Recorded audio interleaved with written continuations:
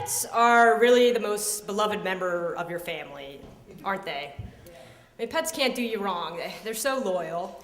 They're not going to judge you, make fun of you when you get braces, or if you get kicked out of the Girl Scouts, if you turn out gay, or if you get kicked out of the Girl Scouts because you are gay.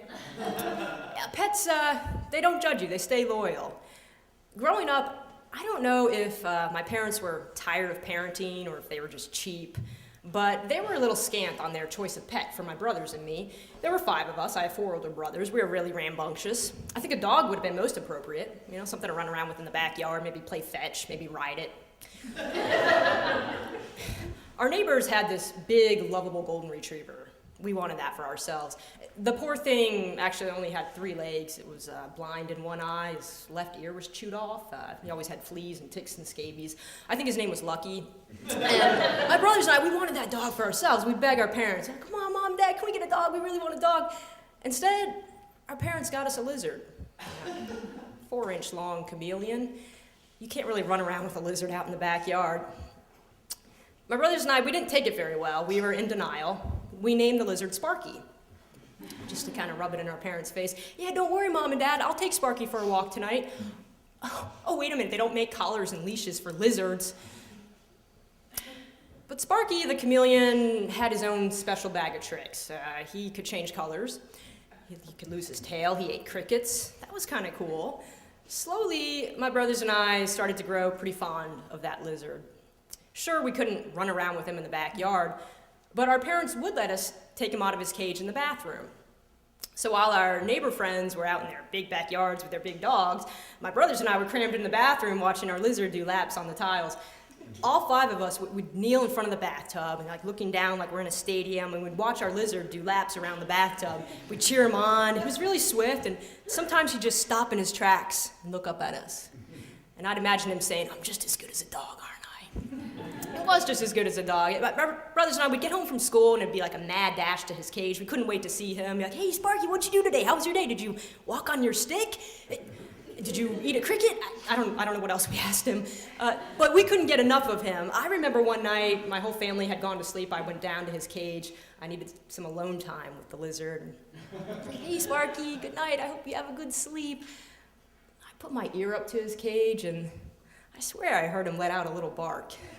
I've never told anyone that.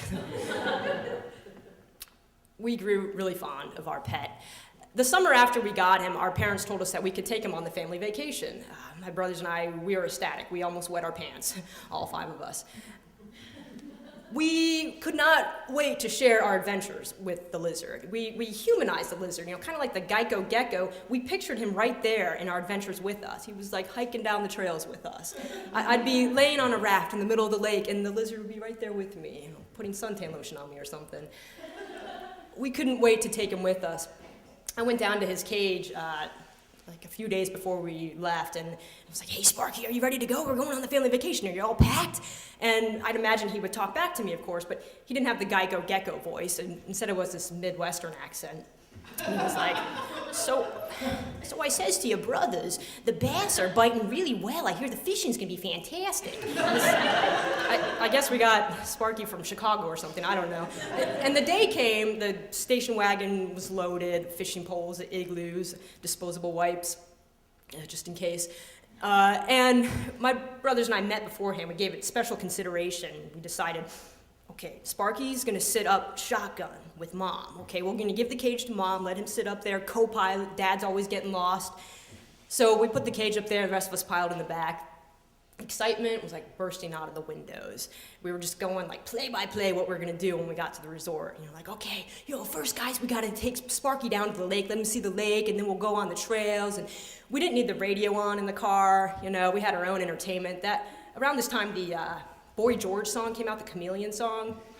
It was our spirit song for our pet, Come a chameleon on the family vacation. About halfway through the trip, the spirit died down a little bit. We were experiencing mechanical problems. The car was overheating. My dad wasn't really good with cars, but he figured, in order to cool off the engine, we should have the heat going in the car. So you can imagine, it's 85 degrees outside, we have the heat going in the car. brothers and I are just in a pool of sweat, it's kid sweat. It's kind of like this, but it was cuter. And it's just getting quite uncomfortable. I was trying to remain positive. We had about an hour and a half left, I was like, oh, we can make it, we can endure, We'll get there, we'll start our fun. I tried to start up the Chameleon song again. My dad just shot me this look and said, I'll turn the heat up higher if you start singing again. The Kellys were getting a bit cranky, okay? We were getting a bit crabby, uncomfortable. But we got there, we made it, and whew, we were relieved to get out of that car.